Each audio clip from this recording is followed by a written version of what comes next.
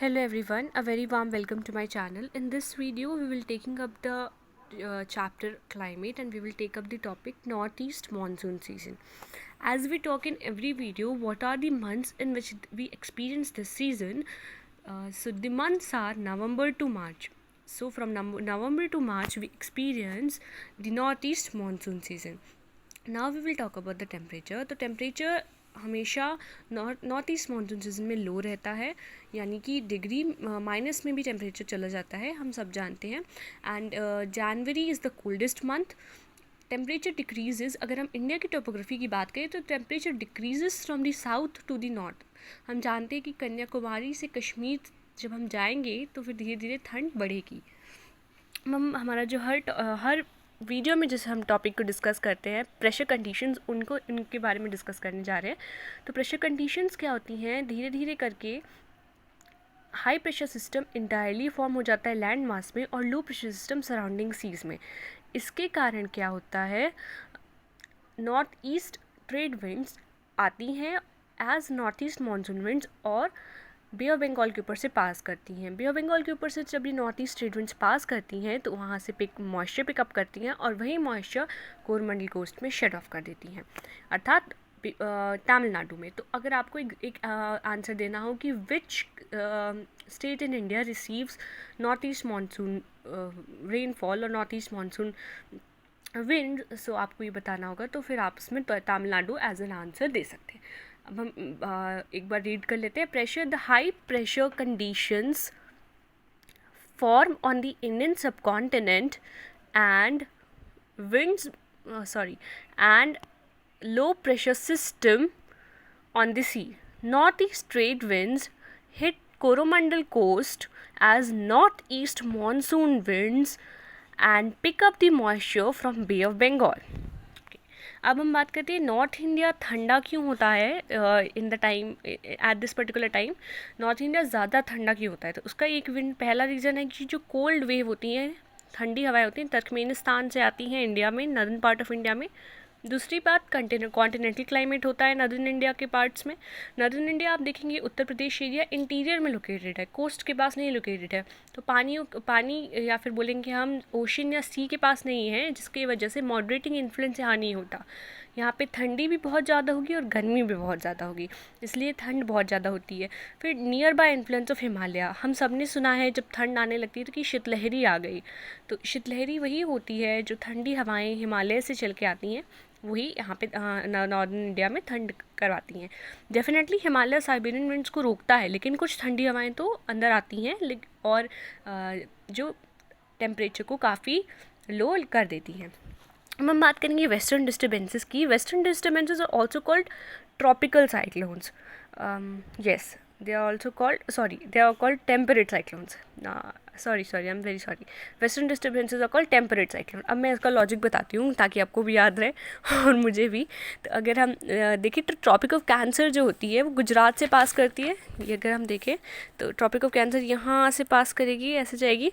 तो ये area northern India, ये साउदर्न इंडिया. ओके, अब यहाँ पे जो साइक्लोन्स आ रहे हैं साउदर्न इंडिया में, ये ट्रॉपिक ऑफ कैंसर के नीचे वाला एरिया, इक्वेटर के पास वाला एरिया, तो it is a tropical area. So यहाँ जो साइक्लोन्स हिट कर रहे हैं तो कोरोमंडल को उसको ट्रॉपिकल साइक्लोन्स हुए. और जब यहाँ और जो मेडिटेरेनियन सी से वेस्टर्न डिस्टर्बेंसेस टेम्परेट साइक्लोन आके ठंड में हिट करते हैं यहाँ पे, उनको हम वेस्टर्न डिस्टर्बेंसेस कहते हैं. गुजरात के ऊपर वाला एरिया, तो ये कौन सा एरिया, टेम्परेट एरिया. तो यहाँ कौन से कैसे साइक्लोन, टेम्परेट साइक्लोन्स. ठीक है, कहाँ पे आते हैं वेस्टर्न डिस्टर्बेंसेस. ये वेस्टर्न डिस्टर्बेंसेस आते हैं हरियाणा में, पंजाब में, उत्तराखंड में और वेस्टर्न यूपी में. आई एम सॉरी, मैं थोड़ा फंबल हुई यहाँ पे. उसके बाद रेनफॉल की बात करते हैं. रेनफॉल विंटर में कहाँ कहाँ पे होती है, तो सेंट्रल इंडिया में होती है, दिल्ली में होती है, हरियाणा में होती है और यूपी में होती है. राबी क्रॉप्स के लिए हेल्पफुल होती है. और north eastern part of India में होती है, तमिलनाडु में होती है. अलग अलग रीजन्स है रेनफॉल के. जो सेंट्रल इंडिया में दिल्ली में रेनफॉल हो रही है वो वेस्टर्न डिस्टर्बेंसेस की वजह से हो रही है या टेम्परेट साइक्लोन्स की वजह से हो रही है. और जो तमिलनाडु में रेनफॉल हो रही है वो नॉर्थ ईस्ट मानसून की वजह से हो रही है. अब यहाँ पे हम बात करते हैं पंजाब और तमिलनाडु की. पंजाब जो है वो 3 सोर्सेस से उसको रेनफॉल मिलती है और तमिलनाडु को भी मिलती है. पंजाब को south west monsoon wind Arabian sea branch से मिलती है. South west monsoon wind bay of Bengal branch से मिलती है और वेस्टर्न डिस्टर्बेंसेस से भी मिलती है। तमिलनाडु को कहाँ से मिलती है? साउथ वेस्ट मानसून विंड से बारिशें मिलती हैं, कम बारिशें मिलती हैं साउथ वेस्ट मानसून विंड से, क्योंकि दोनों ही रीजन में हमने डिस्कस किया था पहले कि Tamil Nadu south west monsoon wind bay of Bengal branch के पैरेलल है और south west monsoon wind Arabian sea branch के रेन शैडो एरिया में आता है। दोनों से रेनफॉल कम मिलती है, काफ़ी कम, काफ़ी स्कार्स रेनफॉल, स्पार्स रेनफॉल जो भी आप बोले, काफ़ी कम स्कैंटी रेनफॉल मिलती है। लेकिन ये जो अदर टू ब्रांचेज हैं, जो other two sources of rainfall है, वो अच्छी रेनफॉल करा देते हैं वहाँ पे, नॉर्थ ईस्ट मानसून विंड और रिट्रीटिंग मानसून। ओके, हम बात करते हैं distribution of rainfall. Heavy rainfall region है, सबसे पहले heavy rainfall region. Heavy rainfall region वो रीजन जहाँ पे 200 सेंटीमीटर से ज़्यादा रेनफॉल हो रही हो। तो इसमें दो हमारे पास है, वेस्टर्न पार्ट ऑफ वेस्टर्न घाट और नॉर्थ ईस्टर्न हिल्स। तो इनको समझने की कोशिश करिए, लर्न करने की, मतलब रटने की कोई ज़रूरत नहीं है। देखिए, ये वेस्टर्न घाट्स है, वेस्टर्न घाट्स है, this is west end this is west end this is east.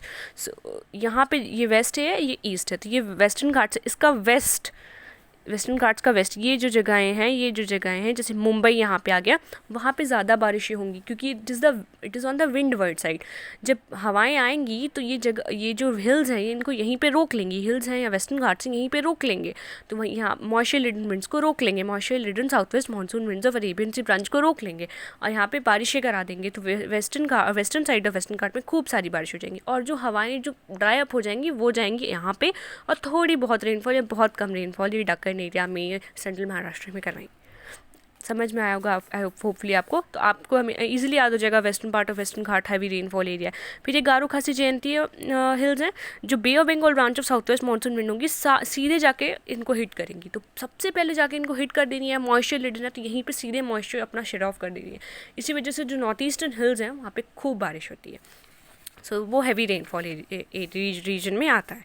अब हम बात करते हैं मॉडरेट रेनफॉल। तो मॉडरेट रेनफॉल में middle Ganga valley, southern part of Tamil Nadu and eastern Maharashtra and MP, जहाँ पे देखिए अब सेंट्रल इंडिया है, दिस इज सेंट्रल इंडिया है, गंगा वैली है, तो इसमें आप समझ सकते हैं मिडिल गंगा वैली में मॉडरेट रेनफॉल होती होगी क्योंकि जब विंड्स जाएंगी, अब देखिए ये ख़त्म हो रही है यहाँ पे गंगा वैली और यहाँ पे शुरुआत हो रही है, तो डेफिनेटली जो बीच का एरिया होगा वहाँ मॉडरेट होगा। तो ऐसे आप याद रख सकते हैं, मिडिल गंगा वैली बीच वाला एरिया से वहाँ मॉडरेट रेनफॉल है। जो बे ऑफ बंगाल ब्रांच होंगी साउथ वेस्ट मानसून विंड की, वो यहाँ पे बहुत ज़्यादा बारिश भी नहीं कराएंगी लेकिन एकदम ड्राई अप भी नहीं होंगी, मतलब करवाएंगी बारिश, मॉडरेट रेनफॉल होगी। ठीक है, और हमने यहाँ सदर्न पार्ट ऑफ तमिलनाडु है, ईस्टर्न महाराष्ट्र और एमपी। कुछ तो रटना भी पड़ेगा, हर चीज़ में टैक्टिक हम समझने की कोशिश कर सकते हैं हर जगह। लो रेनफॉल एरिया है parts of Deccan plateau in Karnataka and eastern Rajasthan. देखिए लो रेनफॉल, अब ये this is the western Rajasthan Thar desert area and this is the eastern Rajasthan. Aravalli, ये रफ डायग्राम मतलब रफली अरावली बनाए, बहुत सही से नहीं बनाए। तो देखिए जब बारिशें जाएंगी यहाँ तक पहुँचेंगी, ये आप समझ गए कि मिडिल गंगा वैली में मॉडरेट रेनफॉल, अब यहाँ तक आई रेनफॉल कम हो गई तो यहाँ ये लो रेनफॉल एरिया में जगह आ गई ईस्टर्न राजस्थान। समझ में आया हमें।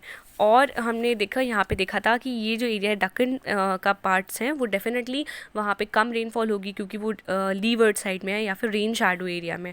तो यहाँ पे भी ये दो चीज़ें आप लॉजिकली याद कर सकते हैं लो रेनफॉल एरिया में। अब हम बात करेंगे सबसे कम मतलब scanty rainfall area, western Rajasthan, northern Kashmir and rain shadow area of the western Ghats. तो you can easily write it.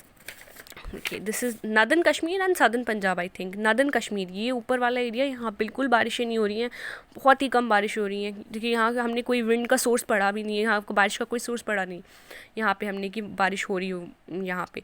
Western disturbances से थोड़ी बहुत बारिश होगी और वो भी मोस्ट प्रॉब्ली सदर्न कश्मीर में हो जाएगी, नॉर्दर्न कश्मीर में काफ़ी ज़्यादा कम होगी। अब ये याद करना बहुत आसान है, ये ईस्टर्न राजस्थान में कम रेनफॉल हो रही है, लो रेनफॉल। और अरावली के जब हम बाद में जाते हैं तो मैंने आपको बताया था कि अरावली रोक लेगा विंड्स को, यहाँ पे बारिश करा देगा। अब अरावली के जो अरावली का रेन शैडो एरिया है वो तो बिल्कुल ही रह जाएगा ड्राई। क्यों? क्योंकि bay of Bengal branch of south west monsoon wind जब इतना सारा रास्ता पार करके from the east to the west आएगी और आने के बाद यहाँ तक ड्राई अप हो चुकी होगी, उसके अंदर ज़्यादा मॉइस्चर नहीं होगा और वो भी मॉइस्चर जो है वो अरावली रोक कर इस साइड में ईस्टर्न राजस्थान में शट ऑफ करा लेगी। तो वेस्टर्न राजस्थान कैसा रह जाएगा? एकदम ड्राई। तो वेस्टर्न राजस्थान बिल्कुल dry. I hope I was able to make certain points clear and I was able to help you. I think the video is almost complete.